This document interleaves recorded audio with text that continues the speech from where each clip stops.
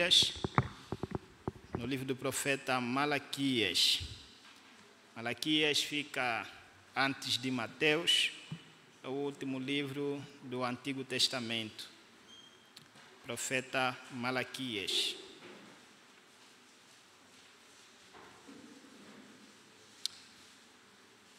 Livro do profeta Malaquias.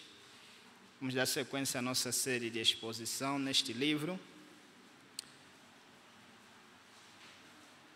Para aqueles que nos visitam pela primeira vez, a gente está fazendo uma série de exposição neste livro. E hoje a gente vai dar continuidade a esta série de exposição. Hoje nosso texto está no versículo 1, capítulo 1, versículo 6 até o versículo 14.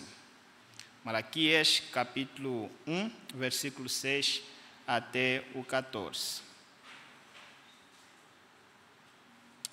Diz assim a bendita palavra do nosso Deus.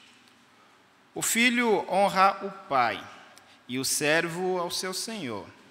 Se eu sou pai, onde está a minha honra? E se eu sou senhor, onde está o respeito para comigo? Diz o Senhor dos Exércitos a vós outros, ó sacerdotes, que desprezais o meu nome. Vós dizeis, em que desprezamos nós o teu nome? Ofereceis sobre o meu altar pão imundo, e ainda perguntais, em que te havemos profanado? Nisto, que pensais? A mesa do Senhor é desprezível. Quando trazeis animais cegos para os sacrificados, não é isso mal? E quando trazeis o coxo ou o enfermo, não é isso mal? Ora, apresenta-o ao teu governador. Acaso terá ele agrado em ti e te será favorável? Diz o Senhor dos Exércitos. Agora, pois, suplicai o favor de Deus, que nos conceda a sua graça. Mas com tais ofertas nas vossas mãos, aceitará ele a vossa pessoa? Diz o Senhor dos Exércitos. Tomara houvesse entre vós quem feche as portas, para que não acendesses debalde o fogo do meu altar. Eu não tenho prazer em vós, diz o Senhor dos Exércitos, nem aceitarei da vossa mão a oferta. Mas, desde o nascente do sol até o poente, é grande entre as nações o meu nome. E em todo lugar lhe é queimado incenso e trazidas ofertas puras, porque meu nome é grande entre as nações, diz o Senhor dos Exércitos. Mas vós os profanais, quando dizeis, a mesa do Senhor é imunda, e o que nela se oferece, isto é, a sua comida, é desprezível. E dizeis ainda, que canseira. E me desprezais, diz o Senhor dos Exércitos, vós ofereceis o dilacerado, e o coxo, e o enfermo, assim fazeis a oferta. Aceitaria eu isso da vossa mão? Diz o Senhor. Pois maldito seja o enganador, que tendo um animal sadio no seu rebanho, promete e oferece ao Senhor um defeituoso. Porque eu sou grande rei, diz o Senhor dos Exércitos, o meu nome é terrível entre as nações. Até aqui a leitura da palavra do nosso Deus. Todos amamos receber presentes. Todos amamos. No entanto, nós amamos receber presente que nós gostamos. Quando você recebe um presente que você gosta, você fica alegre, você exulta, você fica muito feliz com o presente que você recebeu, porque você gosta de presente e porque o presente é do seu agrado. Nesse sentido, então, quando nós recebemos um presente que não é do nosso agrado, nós não gostamos. Parece que a empolgação não é a mesma. Não é que não gostamos do presente, gostamos do presente, amamos receber presente, mas presente que nos agrada.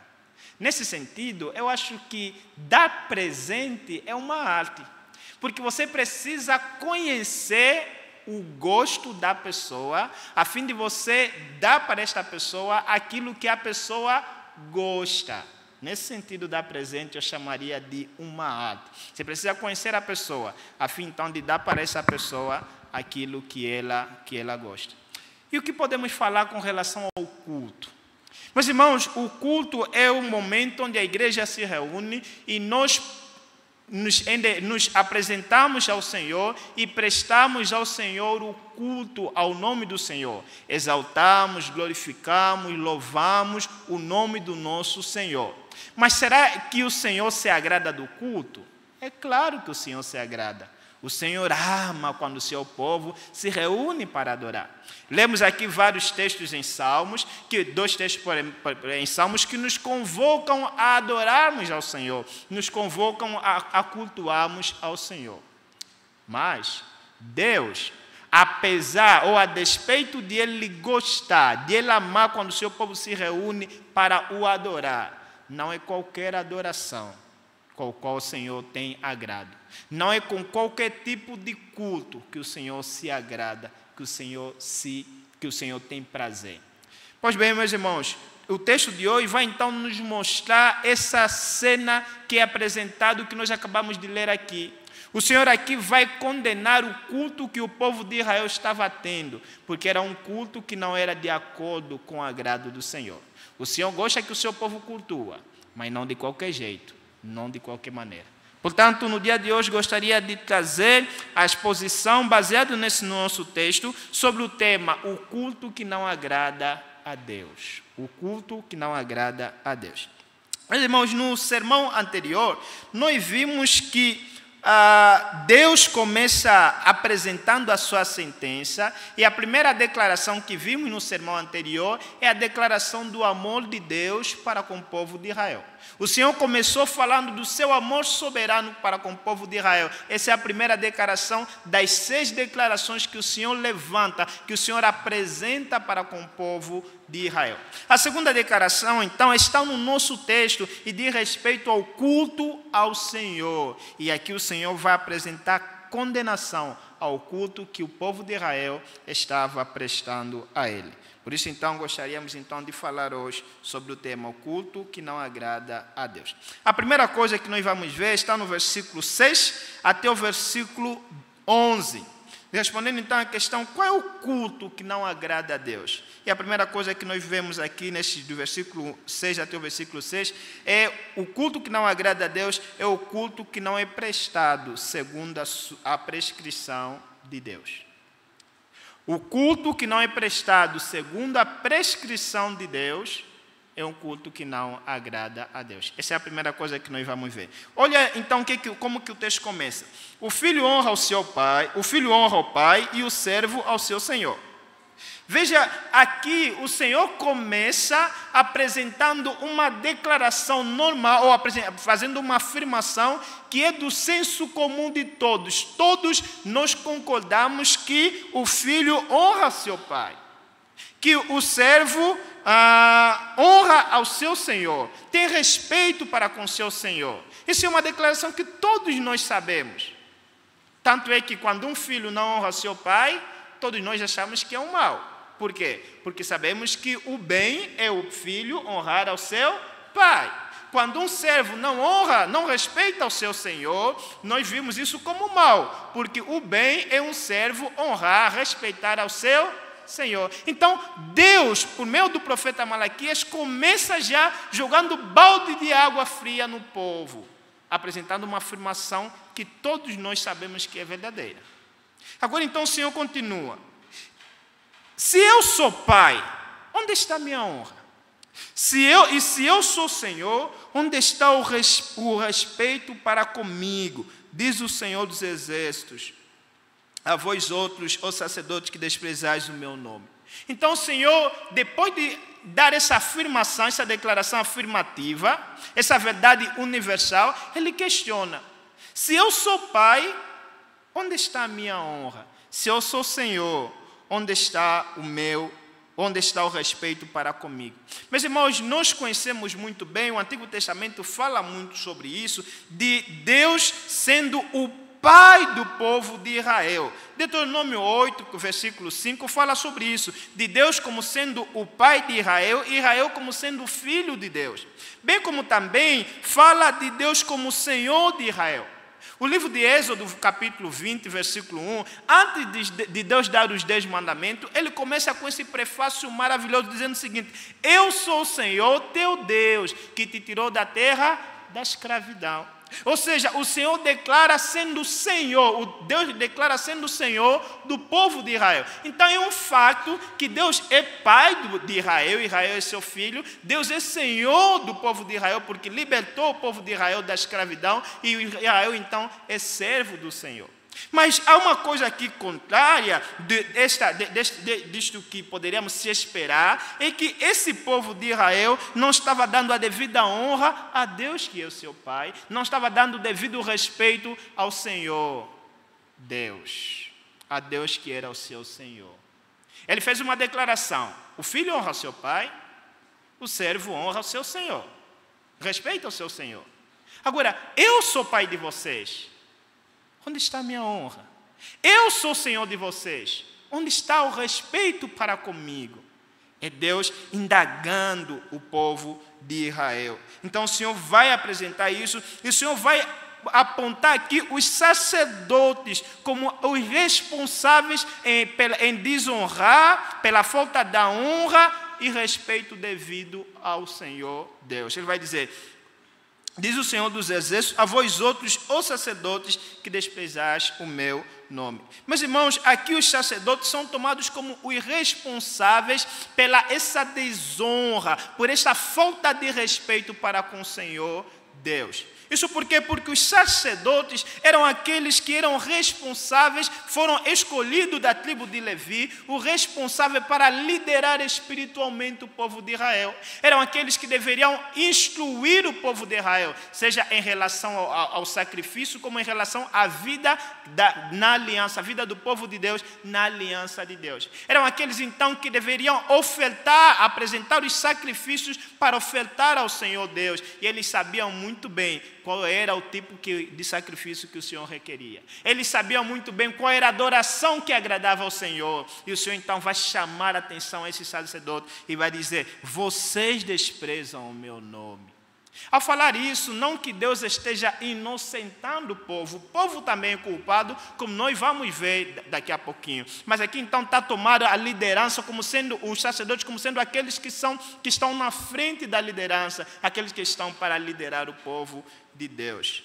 Meus queridos irmãos, aqui diz respeito à questão do culto. Quando ele fala em que desprezamos, e os sacerdotes aqui vão dizer, Deus vai dar essa declaração e os sacerdotes vão replicar dizendo assim, o texto continua, versículo 6, vós dizeis, em que desprezamos nós o teu nome? Ou seja, é uma réplica cínica, é uma pergunta cínica. Vocês desprezam o meu nome, sacerdote? E ele diz, não quer. No que nós vimos no primeiro sermão e no segundo sermão de como é recorrente esse debate, esse diálogo entre Deus e o povo de Israel. O Senhor dá uma declaração acusando o seu povo e o povo rebate dizendo, não, de jeito nenhum. O Senhor diz, eu vos tenho amado. O povo diz, no que nos tens amado? O Senhor diz, vocês desprezam o meu nome. Em que desprezamos nós o seu nome? Meus irmãos, aqui veja-se aquilo que é o cinismo do povo, desses sacerdotes, da liderança. E mostra-se também aquilo que é a cegueira espiritual, a cegueira do estado espiritual da liderança do povo de Israel. Eles estavam desprezando o nome de Deus e nem tinham noção, ou pelo menos nem estavam nem aí para isso. No que nós temos desprezado o seu nome?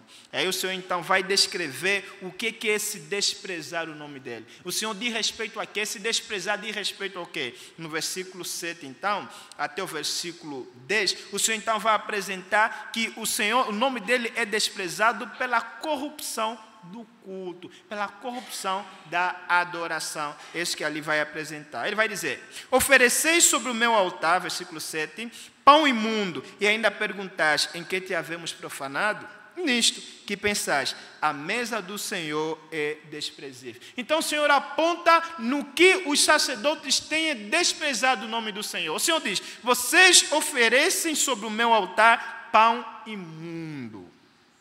Vocês oferecem pão imundo. A expressão aqui, pão imundo, diz respeito àqueles alimentos que eram tidos na lei como sendo imundo, como não sendo apropriado para oferecer ao Senhor. E aqui a ideia de pão não faz respeito ao pão da propiciação, mas diz respeito àquilo que é os sacrifícios que se apresentava a Deus. O livro de Levítico fala sobre isso ao tratar da questão do pão que é ofertado ao Senhor, ao tratar do sacrifício que é ofertado ao Senhor, e chama isso de pão, ou de pão do Senhor. Mas também isso vai ficar claro no versículo que se segue, que está fazendo referência não ao pão literalmente, mas aquilo que é as oferendas que se apresentavam no sacrifício ao Senhor. E ele então vai dizer, e o Senhor diz que vocês fazem isso, e ele fala, e ainda assim vocês dizem, em que havemos profanado nisto, que pensais, a mesa do Senhor é desprezível. Eles ofertavam pão imundo, e eles diziam que a mesa do Senhor é desprezível. Aqui a mesa não diz respeito à mesa onde se colocava a mesa do propiciatório, onde se colocava o pão, né? O pão do propiciatório lá. Mas diz respeito àquilo que Ezequiel vai profetizar no seu livro, diz respeito à mesa do sacrifício, onde que ficava em um determinado lugar do templo, onde então era oferecido o sacrifício, onde então era colocado o animal, e o animal era degolado lá e era oferecido ao Senhor. E aqui o Senhor vai dizer que eles estavam desprezando a mesa do Senhor, estavam dizendo, isso é desprezível, isso não vale nada. Ah, meu irmão, olha isso vindo da própria liderança. Olha isso vindo daqueles que deveriam conduzir o povo na verdadeira adoração. Por isso é que o Senhor se dirige a ele, dizendo que eles estão desprezando a mesa do Senhor. A mesa do Senhor. Como é que eles faziam isso? Versículo 8. Quando trazeis animais cegos para os sacrificados, não é isso mal? E quando trazeis o coxo ou o enfermo, não é isso mal? Olha, o Senhor descreve então aqui de como é que eles têm feito isso. Eles têm oferecido aquilo que são animais proibidos, que foram proibidos na lei do Senhor.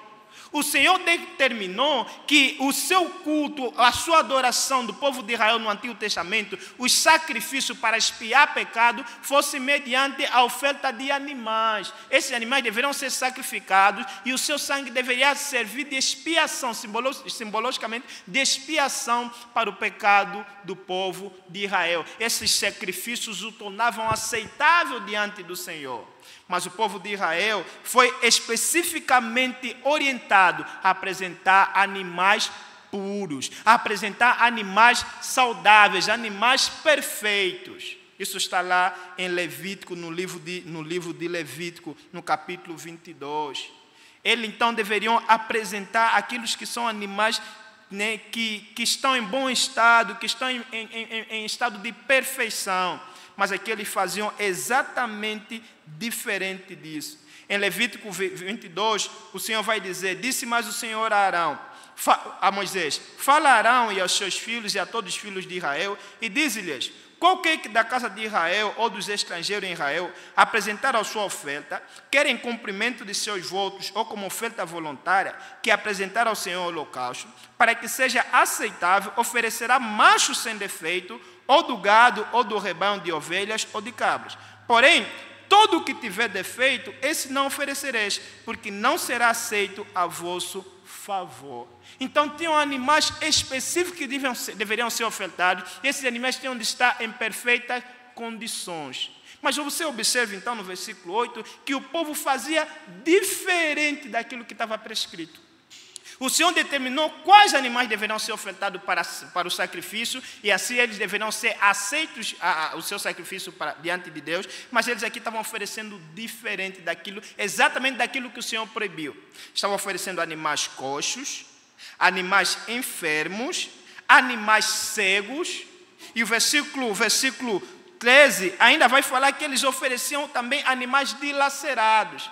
Animais dilacerados são animais que foram, então, atacados por animal selvagem, aqueles animais mortos. Ou seja, animal que não prestava para nada, aqueles que já estavam mortos, eles ofereciam para o Senhor em sacrifício. Mas, irmãos, vale lembrar que já nos tempos deles, um animal morto não servia para a alimentação dos homens. Eles pegavam e lançavam aos cães, porque era um animal que estava imundo, que estava impuro. Mas eles pegavam esse mesmo animal, aqui no tempo de Malaquias, pegavam esses mesmos animais imperfeitos, animal morto, coxos, enfermos, e eles ofereciam ao Senhor. Que desprezo para com o nome do Senhor. Que falta de respeito para com seu Senhor. Que falta de honra para com aquele que é o seu Pai. E aí o Senhor vai apresentar uma ilustração para ele. Vai dizer o seguinte: ora, apresenta-o ao teu governador. Acaso ele terá agrado em ti e te será favorável? Então o Senhor diz: olha, peguem esses animais, esses coxos, esse enfermo, esses animais cegos, esses animais mortos, peguem e deem ao governador. O governador aqui diz respeito àquele homem que o Império Persa colocou sobre o povo de Israel para governar a terra de Israel. Então eles estavam sob o domínio do Império Persa. Então ele está dizendo: peguem esses animais aqui, defeituosos, imperfeitos, e deem ao governador. Vamos ver se ele vos aceita. Vamos ver se ele terá agrado de vocês. É como se o Senhor estivesse então fazendo aqui um paralelo. Olha, a um ser humano, vocês dão do bom e do melhor. A mim vocês vão dar o menos. A mim vocês vão dar aquilo que não presta para nada. Ah, meus queridos irmãos, talvez aqui a desculpa do povo, o pensamento do povo era o seguinte: olha, nós estamos há 100 anos que voltamos da terra do cativeiro, estamos aqui em Israel e estamos sob o domínio do Império Persa. A economia vai mal, a nossa vida não melhora, estamos mal financeiramente. Ora, vamos dar aqueles animais que não nos servem, aqueles animais que não nos vão fazer falta, vamos dar para o Senhor esta aqui. E nisso, o Senhor diz que desprezavam o seu nome. Mas, irmãos, olha o contraste que é apresentado aqui. Na primeira declaração, e é interessante, o Senhor começou falando do seu amor eletivo. Isso é repetido, né? Encontra-se eco novamente no que o Senhor vai dizer aqui. Se eu sou pai, onde está a minha honra? Se eu sou Senhor, onde está o respeito para comigo? O Senhor havia os elegido, soberanamente os amou, os protegeu, os guardou, mas eles estavam retribuindo ao Senhor com ingratidão. Estavam dando ao Senhor aquilo que não presta, aquilo que não merecia, aquilo que era proibido da lei do Senhor. Meus irmãos, semelhantemente, nós precisamos pensar na maneira como a gente dedica o nosso tempo e recursos para com o Senhor. Precisamos pensar em nossa adoração, como nós temos nos portado diante do Senhor. Será que nós temos honrado ao nome do Senhor? Temos honrado ao Deus que é nosso Pai? Temos respeitado a Deus que é nosso Senhor? Qual tempo você dá para o Senhor? Será que é o resto do seu tempo ou a primazia do seu tempo? Será que no domingo você separa, você tem em mente que o domingo é o dia do Senhor, dedicado exclusivamente para a adoração do nome do Senhor? Ou você veja, se sobrar tempo, se eu puder, vou para a escola dominical, se eu puder, vou para o culto, se eu puder, vou para a casa do Senhor. Nos dias de semanas, eu sei que a vida é corrida em São Paulo, disse que é uma das cidades que não dorme, né? A vida é corrida, você levanta cedo, sai para trabalhar, você rala no trabalho, você vive trabalhando, fazendo as coisas, vivendo, ocupado ali, volta para casa, arruma a casa, as nossas irmãs, os pais brincando com as crianças, dando tempo para as crianças, até inclusive temos tempo para passear com os nossos cachorros. Mas será que nós também temos dedicado tempo de qualidade para estar com o Senhor em devoção? Oração, leitura da sua palavra, comunhão com o nosso Senhor. Mas, irmãos, o tempo que você dedica para estar com o Senhor revela muito da honra que você dá a Deus como teu Pai, do respeito que você dá a Deus como teu Senhor. Precisamos examinar. Meus irmãos, nessa primeira parte, nós somos aqui ensinados que o culto ao Senhor, Deus requer sim do seu povo que o cultue, mas não é um culto de qualquer jeito, é um culto prescrito por Ele mesmo. E aqui ele aponta os sacerdotes como responsáveis em instruir o povo de Deus nisso. E de modo, meus irmãos, similar hoje, nós não temos sacerdotes, mas temos a figura de pastores. No Antigo Testamento é sacerdote, no Novo Testamento são pastores, são presbíteros que Deus levanta para instruir, para liderar espiritualmente o seu povo. E esses são responsáveis em cuidar que a adoração ao Senhor seja de acordo com aquilo que Deus prescreveu em sua palavra. Somos uma igreja reformada e nós seguimos os princípios da reforma. No que diz respeito à adoração, há dois princípios que se estuda. O princípio no que diz respeito ao culto, né? O princípio normativo e o princípio regulador do culto. O princípio normativo do culto diz o seguinte: aquilo que não é proibido pela palavra do Senhor, nós podemos fazer. A Bíblia proíbe dançar no culto? Não. Então podemos dançar. A Bíblia proíbe dar testemunho no culto? Não. Então podemos dar testemunho. A Bíblia proíbe isso, proíbe aquilo? Não. Se não proíbe, então é permitido. Podemos fazer. Esse é o princípio normativo. Mas o princípio regulador, defendido pelos reformados, diz que, olha, no culto deve-se fazer apenas aquilo que é mandado por Deus. Não meramente aquilo que não está proibido, mas sim aquilo que é mandado por Deus.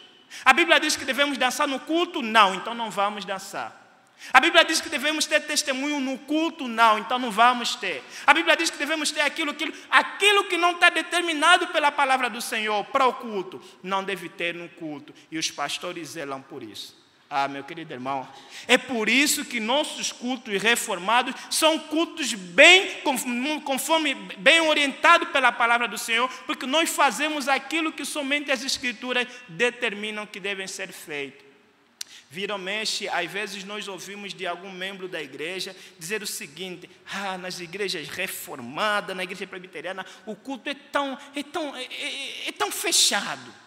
O culto é tão direitinho assim, tão redondo, tão fechado. Não sai nem um pouquinho daqui, nem para a direita, nem para a esquerda. É tão fechado. Os pastores são tão fechados na liturgia. Meu querido irmão, é por essa razão. Porque o culto deve ser de acordo com a prescrição de Deus. Nós não inventamos moda, nós não criamos a nossa maneira de adorar. Tal qual nós não ofertamos, nós não presenteamos as pessoas com aquilo meramente que nós gostamos, mas aquilo que a pessoa gosta para o agradar, assim é no culto. O culto agradável ao Senhor é o culto que é de acordo com a sua palavra, de acordo com a sua norma. Por isso é que aqui, nas igrejas presbiterianas, nós fazemos somente aquilo que está de acordo com a palavra do Senhor. Do contrário, olha o que o texto vai dizer. Versículo 9. Agora, pois, suplicai o favor de Deus que vos conceda a sua graça. Mas, com tais ofertas nas vossas mãos, aceitará Ele a vossa pessoa? Diz o Senhor dos Exércitos. Tomara houvesse entre vós quem feche as portas, para que não acendesses debalde o fogo do meu altar. Eu não tenho prazer em vós, diz o Senhor dos Exércitos, nem aceitarei da vossa mão a oferta. O Senhor aqui está apresentando que com aquilo que vocês estão ofertando ao Senhor no sacrifício, eu não aceito. Eu não recebo. Eu tenho prazer no culto, mas não é um culto qualquer. É um culto prescrito por mim. Vocês podem ofertar, eu não recebo. É tal igual lemos no texto da liturgia aqui em Isaías, capítulo 1. Você pode oferecer sacrifício sobre sacrifício. O Senhor diz, eu não tenho prazer nisso.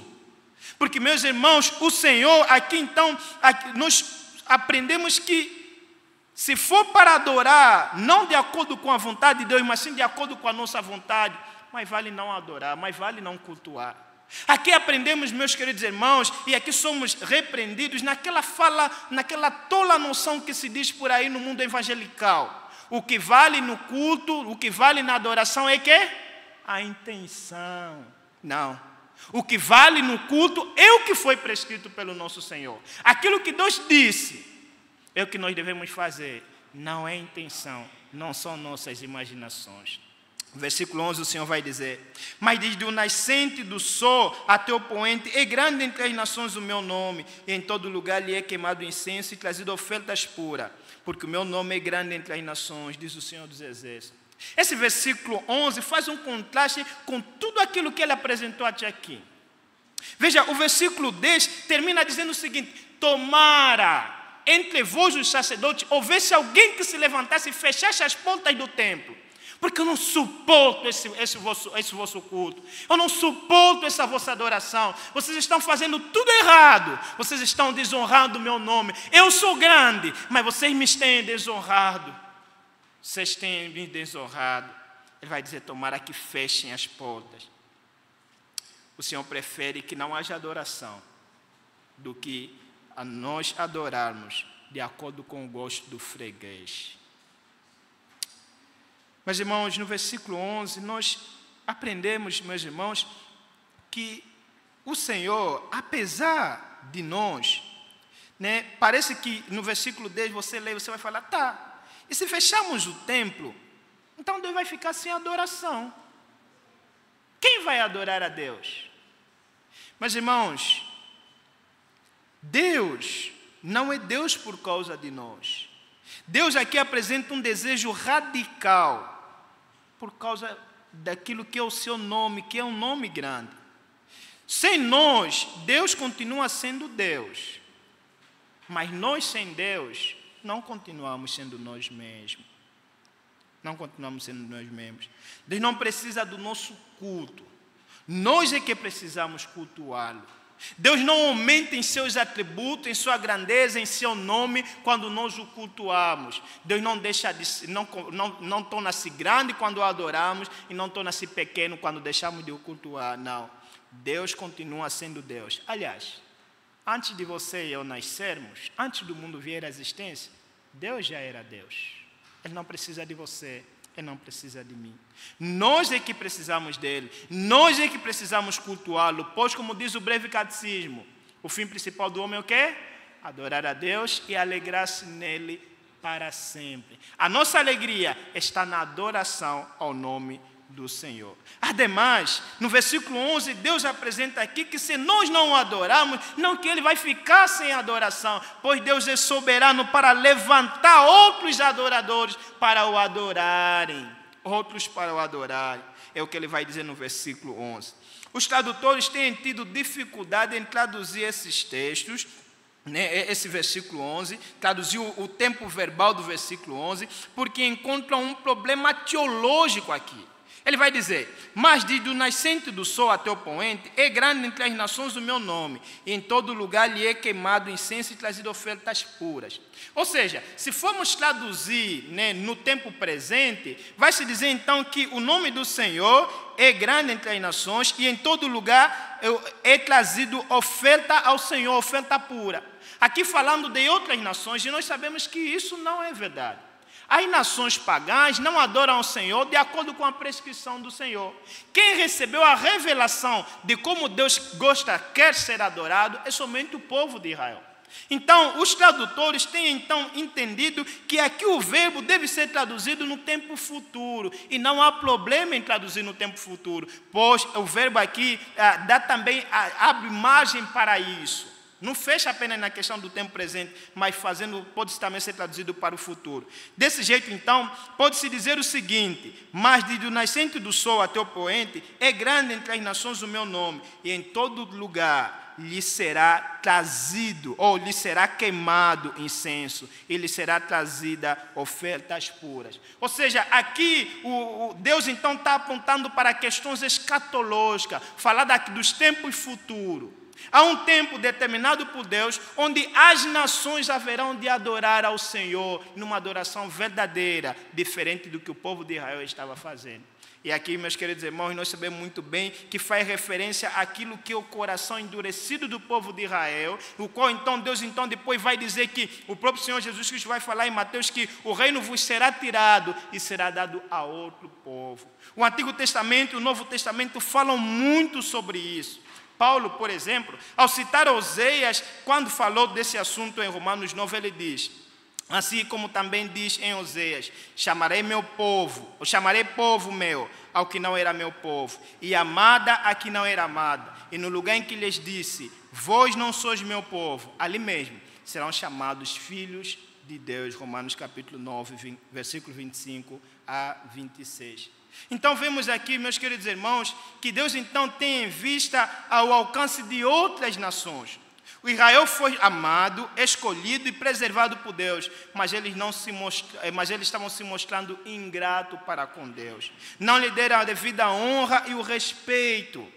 E aqui Deus diz que chegará o dia em que as nações se voltarão para Deus em adoração verdadeira.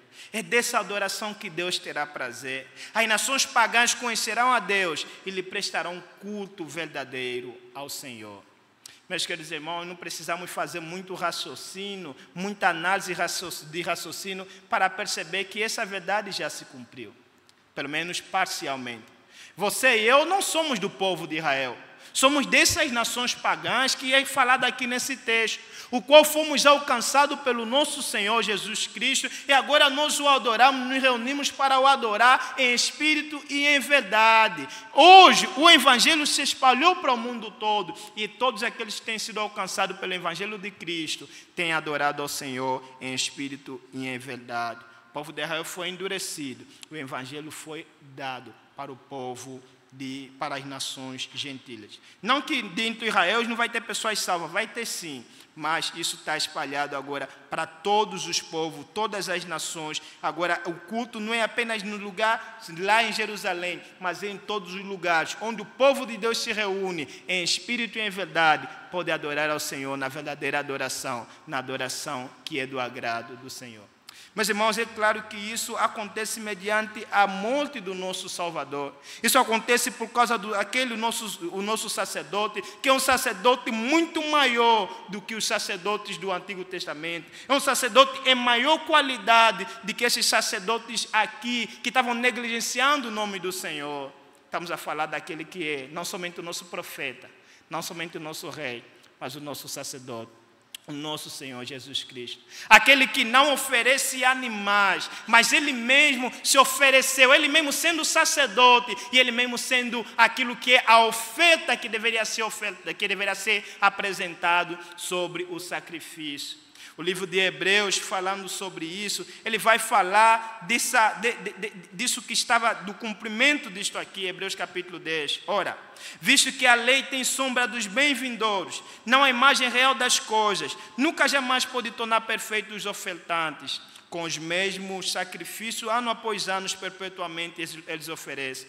De outra sorte, não teriam cessado de ser oferecidos, porquanto os que prestam culto, tendo sido purificados uma vez por todas, não mais teriam consciência de pecados. Entretanto, nesse sacrifício faz-se recordações de pecado todos os anos, porque é impossível que o sangue de touro e de bode remova pecado. Meus irmãos, Deus zelava que os animais fossem perfeitos, porque esses animais eram um símbolo da realidade maior que estava por vir. Eles apontavam para alguém que era muito excelente, o maravilhoso, Deus forte, príncipe da paz, o Filho de Deus, que se encarnou e veio, teve uma vida perfeita, teve ensino perfeito e morreu e ressuscitou para a nossa salvação. Ele que derramou o seu sangue, um sangue muito maior do que dos animais, em maior qualidade, incomparável, o verdadeiro sangue que fala melhor do que o sangue de Abel, o nosso Senhor Jesus Cristo. Ele que é sacerdote perfeito, mas que é também o próprio sacrifício. É por meio dele que as nações são alcançadas. É por meio dele que hoje o sacrifício já não é mais no templo, mas a adoração já não é mais no templo, é em todo lugar. E por meio dele já não tem necessidade de dia após dia, anos após anos, ofertarmos os animais, pois ele se ofereceu uma só vez, entregando-se por nós, ressuscitando por nós, ascendendo nos céus por nós, intercedendo por nós, e prometeu que voltará para nós. essa verdade já tem se cumprido. Hoje é o domingo. Aqui em São Paulo, no Brasil e no mundo inteiro, pessoas têm se reunido para adorar ao Senhor. Nós estamos a fazer aqui de noite. Outros já adoraram o Senhor de manhã, como por exemplo em Angola. Outros ainda vão adorar em algumas horas por causa do fuso horário. Mas em todos os lugares, em todas as nações, o nome do Senhor é exaltado. Em todos os lugares como nós cantamos, o nome do Senhor é glorificado. O nome do Senhor é louvado em todos os povos. Graças a Deus por isso. Meus irmãos, então aqui, depois dele apresentar que o culto que não agrada a Deus é o culto que não é prestado de acordo com a vontade, de acordo com a orientação de Deus, agora o Malaquias vai passar para o segundo assunto, que está no versículo 12 até o versículo 14. Se na primeira nós aprendemos que o culto que não agrada a Deus é o culto que não é prestado de acordo com a sua orientação, com a orientação de Deus, agora o Malaquias vai nos ensinar que o culto que não agrada a Deus é o culto que não é prestado de coração sincero a Deus. Olha o que ele vai dizer no versículo 12. Mas vós o profanais quando dizeis, a mesa do Senhor é imunda, e o que nela se oferece, isto é, a sua comida é desprezível. E dizeis ainda, que canseira, e me desprezais, diz o Senhor dos Exércitos, vós ofereceis o dilacerado, e o coxo e o enfermo, assim fazeis a oferta. Aceitaria eu isso da vossa mão? Diz o Senhor dos Exércitos. Meus irmãos, na primeira parte, Malaquias, Deus por meio do Malaquias, destaca a forma correta de o adorar. A adoração que é do agrado de Deus é a adoração que é prescrita por Ele. Agora, nessa segunda parte, Deus vai mostrar a atitude correta na adoração. E ela que vai mostrar que o culto que é do agrado do Senhor é o culto que é prestado com o coração sincero. Com o coração sincero. O versículo 12 vai dizer que como os sacerdotes estavam procedendo os sacrifícios, eles diziam, que canseira.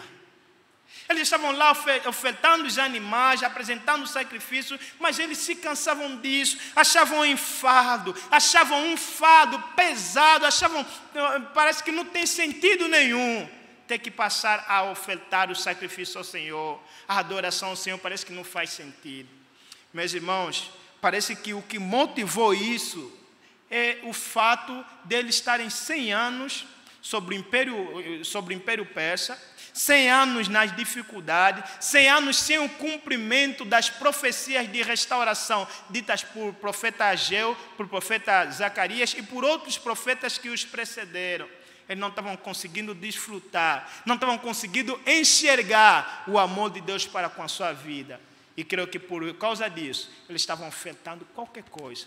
Por causa disso, os sacerdotes olhavam e diziam, que canseira, que enfado é isso de culto ao Senhor, que enfado. Meus queridos irmãos, o texto vai dizer que Deus não aceita esse tipo de adoração.